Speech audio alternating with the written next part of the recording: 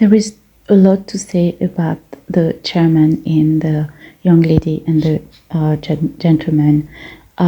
We can see that it's a person of character. He has a lot of very good qualities, and I really love to study his character. As I said, I've watched the series several times, and I really love to see what the author, the writer, wanted to portray through each character and the way they grow, the way they evolve. And as I said, there's a lot of good things to say about the way they portray the person of the chairman. And he's someone who is very generous. He's someone who's strong. He has a lot of integrity. We also see his weaknesses and how he handled them. But today I'd like to highlight the fact that he's someone who is humble, his humility. This is what I'd like to speak about today. We see someone who has a lot of authority, a lot of power, but at the same time, he knows how to and when to humble himself. He knows when he's wrong. He knows when he has to better himself. He knows when he has to make progress.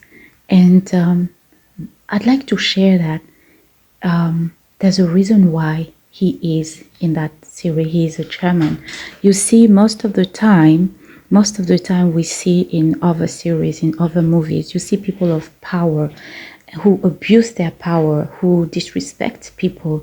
In that series, you see someone who is very powerful. There are different areas, different moments in the series when you can see his power, his influence, but he doesn't use it against people. He uses it for people. So one of the first time when we see his humility is when he realizes that his sister has been the one to run after Mr. Park's son, when at the beginning they thought that his son was a scam, that he was running after a rich girl.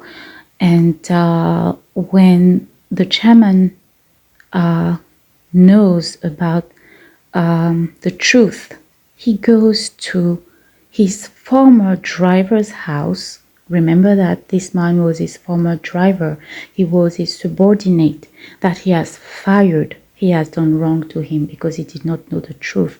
Now that he knows the truth, some people of power would just brush it off and move on with their life without doing anything. He takes the time to go to this man's house.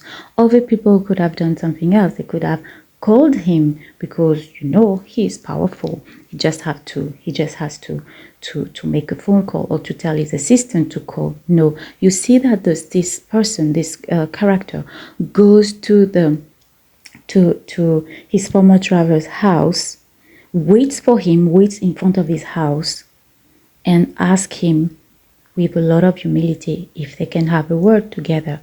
And he's the first to apologize. When you look at this passage of the series, you see that Mr. Park also has a lot to apologize about, but the chairman is the first one to apologize. He comes with his part of the wrong, what has been done wrong from his part of the family, his part of the story, and he apologizes with a lot of humility to his former driver, to someone who was his subordinate, to someone who in a way was not very true to him, who lied to him as well while he was living in their house with his wife, which was forbidden. He did not say anything about that. So in a sense, he was wrong. But the chairman came to apologize about his sister and to make things right with a lot of humility. You also see another moment where he treats his employees with a lot of respect. When he comes home and with the new driver and it's raining, he's got his umbrella and he's going to take another one in the car and give it to the driver, saying it's raining a lot, take this so that you're not wet. You also see at the beginning of the series when his daughter is shouting at the manager, even though the manager is not a very good person. He doesn't know that yet, and he tells his daughter, he tells her off not to speak like that to the manager. Another time, it's the cook who is in trouble with his daughter in the office when she is shouting at the cook in the house, and the chairman comes and he disciplines his child, teaching her not to speak like that to an adult, even though the adult is an employee in the house. He tells her, who allowed you, who taught you, who said you could speak like that to Mrs. So-and-so.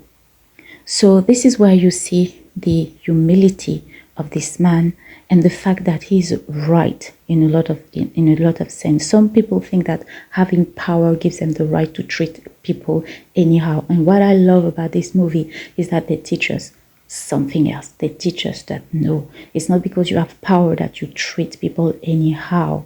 And this is what I love about this character. I love the way they wrote his person, they portrayed his person. So in our life, do you have power? How do you use your power? Do you have a lot of influence? How do you use people who are yours? How do you treat people who are your subordinate? When you want to be in a relationship with a person, may it be a romantic or professional or a friendship relationship, how does that person treat subordinates? When you go to a restaurant, how does that person, that woman or that man, how do they treat the waiters? How do they treat the managers? How do they treat their secretaries? How do they treat their assistants? How do they treat their brothers, sisters, parents? How do they treat people around them? This is what I wanted to share today. Thank you for listening. Bye-bye.